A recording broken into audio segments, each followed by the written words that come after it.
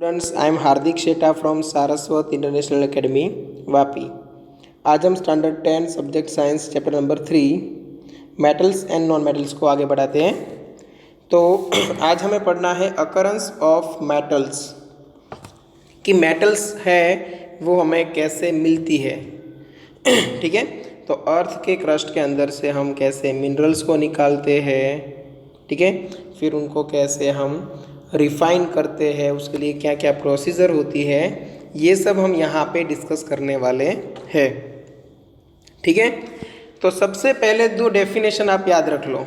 कौन कौन सी? एक ये वाली मिनरल्स के लिए और एक ये ओर्स। ठीक है, तो स्टार्ट करते हैं डेफिनेशन से। द एलिमेंट्स और compounds which occur naturally in the earth's crust are known as minerals। ठीक है, एलिमेंट या तो कंपाउंड अगर अर्थ के क्रस्ट में से, मतलब जो ऊपर का लेयर है उसमें से नेचुरली मिलते हैं तो उसको हम क्या बोलेंगे? मिनरल्स। ओके, अब उसी मिनरल की हेल्प से हम एक चीज़ और डिफाइन करते हैं, ores. At some place minerals contain a very high percentage of a particular metal and the metal can be profitably extracted from it. These minerals are called ores। Suppose किसी एक position पे हमें कुछ ऐसे इतना एक सैंपल मिला। अब इसके अंदर 35% 40% जितनी कोई एक फिक्स मेटल है, सपोज Fe। 25% या तो सपोज मान के चलते हैं 15% हमें मिलता है कॉपर, और बाकी का जो 50% है वो हमारे लिए वेस्टेज है। तो ये 35% अगर Fe हम अलग से निकाल सके, ठीक है ना, और इसको हम प्योरीफाई करके इजीली यूज़ कर सके, तो ये जो सैंपल है, ऐसे सैंपल्स को हम बोलते हैं ओर्स। ठीक है, जिसमें एक वर्ड यूज़ किया हुआ है, देखो, प्रॉफिटेबली। मतलब ऐसा नहीं कि आप प्योरीफाई करने के लिए 30,000 का खर्चा करो और आपको जो मेटल मिले वो सिर्फ 5,000 अमाउंट की हो। ठीक है, मतलब क्या है कि जो हमें मटेरियल मिला हुआ है जिसको हम ओर्स बोलते हैं, उसमें जो हमारी मेटल है उसके परसेंटेज ज़्यादा होने चाहिए और उसको हम इजीली एक्सट्रैक्ट कर सके, अलग कर सके, ऐसी कंडीशन भी होनी चाहिए। ठीक है, तो ओर्स के लिए डेफिनेशन याद रखोगे। At some places minerals contain a very high percentage of a particular metal and the metal can be profitably extracted from it. These minerals are called ores। अब देखो, मेटल्स है तो सभी मेटल्स की रिएक्टिविटी अलग अलग होती है। अब मेटल्स की रिएक्टिविटी अलग अलग है तो रिएक्टिविटी सीरीज की हेल्प से हमें पता चलेगा कि कौन कौन सी मेटल है वो प्योर स्टेट में मिलेगी, कौन कौन सी मेटल है वो ज़्यादा इम्प्योर स्टेट में मिलेगी। समझो कि ये एक्टिविटी सीरीज है जिसमें जैसे जैसे हम नीचे जाते हैं वैसे वैसे एक्टिविटी डिक्रीज होती है। तो सबसे ज़्यादा एक्टिविटी किसकी है? Potassium and sodium. तो ये जो दो मटेरियल है, पोटेशियम सोडियम, वो इजीली किसी और मटेरियल के साथ रिएक्ट करेंगे तो ये आपको इम्प्योर स्टेट में मिलेंगे। अब यहाँ पे देखो, Au Ag मतलब सिल्वर, Au मतलब गोल्ड। सिल्वर और गोल्ड, या तो प्लेटिनम भी है इसमें साथ साथ, और कॉपर भी आप ले सकते हो। इनकी रिएक्टिविटी बहुत कम है। मतलब मोस्ट ऑफ द टाइम ये जो मेटल्स है वो हमें ऑलरेडी प्योर स्टेट में ही मिलती है। मतलब प्योरिफिकेशन के लिए ज़्यादा कुछ करना नहीं पड़ता। अर्थ क्रस्ट में से सीधा आपको गोल्ड मिल सकता है प्योर स्टेट में, सिल्वर मिल सकता है प्योर स्टेट में, बट ये जिंक, एल्यूमिनियम, ये सब डायरेक्ट प्योर स्टेट में नहीं मिलेंगे क्योंकि इनकी रिएक्टिविटी थोड़ी ज़्यादा है। ठीक है, तो रिएक्टिविटी सीरीज आपको याद रखनी है, potassium, sodium, calcium, magnesium, aluminium. उसके बाद जिंक, आयरन, पीबी मतलब लेड, कॉपर, एजी मतलब सिल्वर, एयू मतलब गोल्ड। ठीक है, ओके। अब कौन कौन सी प्रोसेस करनी पड़ेगी प्योरिफिकेशन के लिए, तो उसके लिए यहाँ पे आपको एक्टिविटी सीरीज में 3 ग्रुप बना के दिए हुए हैं। फर्स्ट ग्रुप ये 5 का, potassium, sodium, calcium, magnesium, aluminium, अगर इनकी रिएक्टिविटी हाई है, देखो यहाँ पे इनकी रिएक्टिविटी हाई है, तो प्रोसेस कौन सी करनी पड़ेगी प्योरिफिकेशन के लिए, इलेक्ट्रोलिसिस। अब इलेक्ट्रोलिसिस क्या है वो हम आगे पढ़ने वाले हैं, तो यहाँ पे हम ज़्यादा बात नहीं करेंगे, आगे बढ़ते हैं। जिंक, आयरन, लेड, कॉपर, इनकी रिएक्टिविटी मीडियम है, तो उनके लिए क्या करना पड़ेगा, रिडक्शन यूजिंग कार्बन, रिडक्शन करना है यूजिंग कार्बन। ठीक है, और रिडक्शन किसका होता है, जो ऑलरेडी ऑक्सीडाइज्ड हो, मतलब इनके ऑक्साइड्स हमें कैसे भी करके निकालने हैं, ओर्स में से कैसे भी करके इनके ऑक्साइड्स निकालने हैं और उसके बाद रिडक्शन करना है। Ag and Au silver gold के लिए लिखा हुआ है, देखो, फाउंड इन नेटिव स्टेट। ठीक है, ये ऑलमोस्ट प्योर स्टेट में ही मिलते हैं। ठीक है, तो एक्टिविटी सीरीज आपको लाइन टू लाइन याद रखनी है। अब देखते हैं एक्सट्रैक्शन ऑफ मेटल। देखो यहाँ पे क्लासीफाई किया हुआ है कि ओर है उसको प्योरीफाई कैसे किया जाए। तो सबसे पहले आप आइडेंटिफाई करोगे कि जो ओर है उसमें कौन सी मेटल के परसेंटेज ज़्यादा है। सपोज मैग्नीशियम के परसेंटेज ज़्यादा है और मैग्नीशियम की रिएक्टिविटी हाई है, तो आप ये पाथ को फॉलो करोगे, हाई रिएक्टिविटी वाला। दिख रहा है आपको पूरा एक ग्राफ यहाँ पे, ये पूरा एक साथ दिख रहा होगा। अगर यहाँ से आपको पता चल गया कि रिएक्टिविटी हाई है, तो फिर आप ये बात को फॉलो करोगे। हाई रिएक्टिविटी है तो क्या करना है, देखो पहला और है, उसके बाद क्या है, कॉन्सेंट्रेशन ऑफ ओर। ठीक है, कॉन्सेंट्रेशन ऑफ ओर मतलब ओर के अंदर जो आपका मेन मटेरियल है उसकी उसका जो परसेंटेज है वो हम इंक्रीज करेंगे। उसके बाद अगर आपकी जो मेटल है उसकी रिएक्टिविटी ज़्यादा है तो ये पाथ को फॉलो करना है। हाई रिएक्टिविटी के लिए क्या करना है, electrolysis of molten ore. Electrolysis क्या है वो हम नेक्स्ट लेक्चर में डिस्कस करने वाले हैं। ठीक है, उसके बाद इलेक्ट्रोलिसिस करने के बाद हमें मिल जाएगी प्योर मेटल। ठीक है, थोड़ा बहुत प्योरिफिकेशन करना पड़ेगा, आपको मिल जाएगी प्योर मेटल। ठीक है, अगर रिएक्टिविटी मीडियम है तो, अगर मीडियम रिएक्टिविटी है तो फिर आपको कार्बोनेट और है या फिर सल्फाइड और है, मतलब जो आपको इम्प्योर स्टेट में मेटल की एक और मिली हुई है, मतलब मिनरल्स मिले हुए हैं, उसमें आपको देखना है कि सपोज Fe है आपके पास, तो वो फेरिक सल्फाइड के फॉर्म में है या तो Fe2O3 ऑक्साइड के फॉर्म में है। ठीक है, सल्फाइड के फॉर्म में है तो अलग रिएक्शन करनी पड़ेगी प्योर करने के लिए, और ऑक्साइड के फॉर्म में है तो भी अलग, और कार्बोनेट के फॉर्म में है तो भी अलग। देखो ऑक्साइड के फॉर्म में है तो कोई प्रॉब्लम नहीं है, क्यों, क्योंकि आपको आगे जाके क्या करना है, रिडक्शन। रिडक्शन उन्हीं का होगा जो ऑक्सीडाइज्ड है।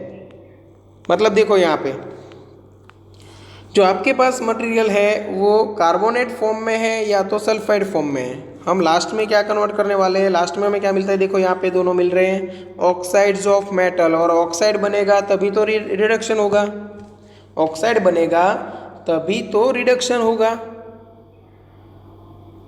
ठीक है, इसीलिए आप पाथ को फॉलो करोगे।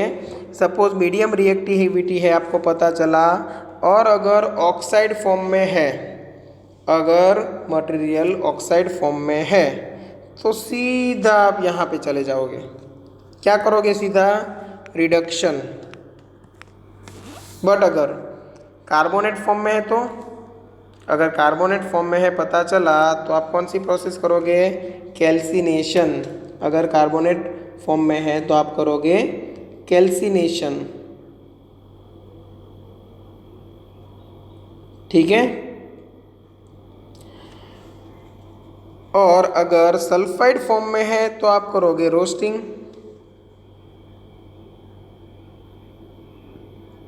ठीक है।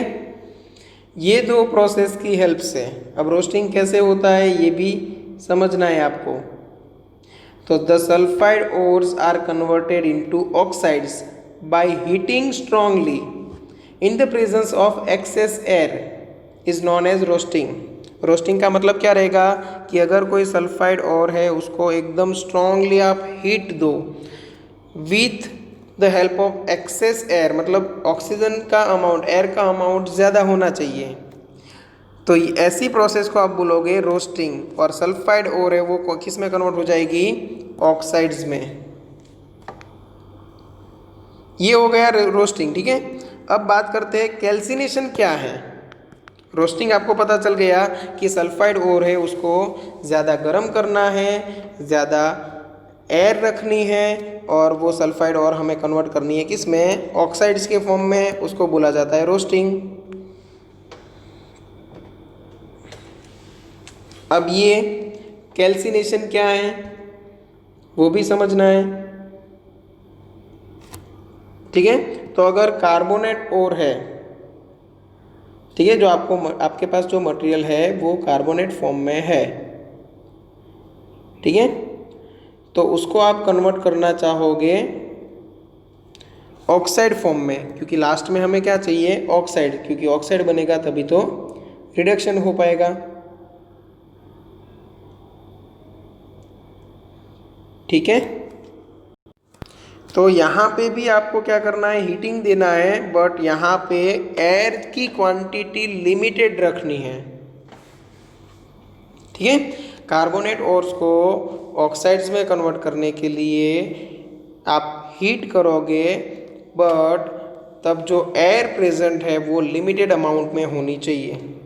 ठीक है। तो यहाँ पे हम इन ब्रैकेट लिख देते हैं कैल्सिनेशन जो कर रहे हो वो लिमिटेड एयर के साथ कर रहे हो और यहाँ पे एक्सेस एयर के साथ। एक में एयर का अमाउंट ज़्यादा रहेगा, एक में एयर का अमाउंट कम रहेगा। ठीक है। सल्फाइड में से अगर आप ऑक्साइड में कन्वर्ट करते हो तो हीट देनी है, एयर का अमाउंट ज़्यादा रखना है और उस प्रोसेस को आप नाम दोगे रोस्टिंग। अगर कार्बोनेट और है उसको आप कन्वर्ट करना चाहते हो ऑक्साइड में तो आपको हीट देनी है, बट एयर है वो लिमिटेड क्वांटिटी में होनी चाहिए और ये प्रोसेस को आप बोलोगे कैल्सिनेशन। चलो इतना क्लियर होगा। अब ऑक्साइड में कन्वर्ट हो गया फिर कोई प्रॉब्लम नहीं, क्यों? क्योंकि ऑक्साइड में कन्वर्ट होते ही आप रिडक्शन कर सकते हो। तो बाद में आपने क्या किया रिडक्शन, मतलब जो ऑक्सीजन था उसको भी आपने हटा दिया। तो ऑक्सीजन हट गया तो फिर क्या बना प्योर मेटल, तो इसलिए मेटल प्योर हो गई, उसको आगे की स्टेज पे लिया जाता है प्योरिफिकेशन ऑफ मेटल। प्योरिफिकेशन जैसे ही फिनिश हुआ आपको प्योर मेटल मिल जाएगी। चलो यहाँ तक क्लियर होगा। तो मीडियम रिएक्टिविटी में आपको याद रखना है, पहले डिफाइन करना है कि कार्बोनेट है या तो सल्फाइड है। ठीक है। जो और है वो कौन से फॉर्म में है कार्बोनेट या तो सल्फाइड। कार्बोनेट है तो कैल्सिनेशन करना है और सल्फाइड है तो रोस्टिंग करना है। कैल्सिनेशन और रोस्टिंग में आप एक ही चीज़ करते हो हीट देते हो। कैल्सिनेशन में लिमिटेड एयर होती है, रोस्टिंग में एक्सेस एयर होती है, ज़्यादा एयर होती है। ठीक है। तो ये पूरा ग्राफ आप अच्छे से समझ गए होंगे। अब देखते हैं लो रिएक्टिविटी के लिए क्या करना है। अब लो रिएक्टिविटी में भी अगर वेरी लो रिएक्टिविटी है तो हमें पता है कि ये ऑलमोस्ट नेचुरली आपको डायरेक्ट प्योर फॉर्म में मिल जाएगी, बट कभी कभी लो रिएक्टिविटी में भी आपको सल्फाइड फॉर्म में ओर्स मिलती है। अब अगर जो इम्प्योर मेटल है वो सल्फाइड के फॉर्म में है तो फिर क्या करना है, जैसे यहाँ पे किया था रोस्टिंग, तो यहाँ पे पहले क्या कर दोगे, रोस्टिंग। रोस्टिंग करने के बाद इनके पास लो रिएक्टिविटी है देखो, तो ऑक्सीडेशन रिडक्शन करने की ज़रूरत नहीं पड़ेगी। क्यों? रिडक्शन ये रोस्टिंग के टाइम पे ही हो जाएगा। अगर आपने हीट दे दी तो सल्फर है वो ऑक्साइड फॉर्म में कन्वर्ट हो जाएगा, सल्फाइड ओर है वो ऑक्साइड ओर में कन्वर्ट हो जाएगी। और ज़्यादा हीट दे दी तो ऑक्साइड है वो रिडक्शन होके आपको प्योर स्टेट में मेटल मिल जाएगी। समझ में आया? मतलब यहाँ पे रोस्टिंग में ही रिडक्शन प्रोसेस आ गई तो सीधा आपको क्या मिलेगा, मेटल्स। और मेटल को आप कहाँ पे लेके जाओगे, रिफाइनिंग मतलब प्योरिफिकेशन के लिए, और प्योरिफिकेशन करने के बाद आपको प्योर स्टेट में मेटल मिल जाएगी। क्लियर?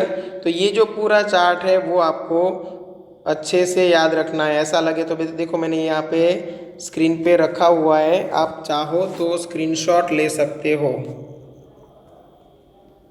स्क्रीनशॉट लेके नोट्स में कॉपी कर लो, ठीक है? यहाँ पे डेफिनेशन भी लिखी हुई है तो आप स्क्रीनशॉट लेके कॉपी कर सकते हो।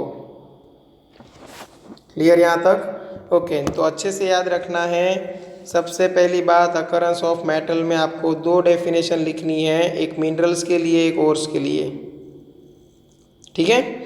उसके बाद एक्टिविटी सीरीज आपको लाइन टू लाइन याद रखनी है। ऐसा लगे तो आपके पेरेंट्स के सामने 2-3 बार ये बोल के देखो कि आपको याद है या नहीं।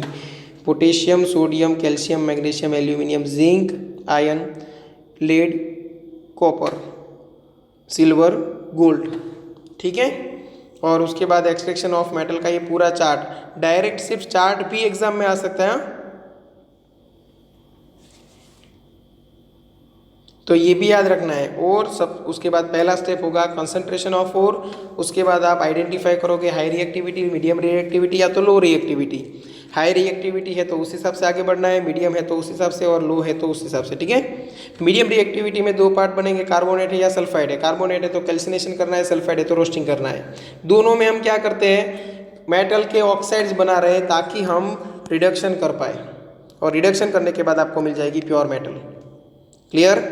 ओके, चलो यहाँ तक रखते हैं। अगर किसी को कोई डाउट है तो एनी टाइम कॉन्टेक्ट कर सकते हो, और नेक्स्ट लेक्चर में यही टॉपिक यहाँ से हम आगे बढ़ाएंगे। Okay, thank you.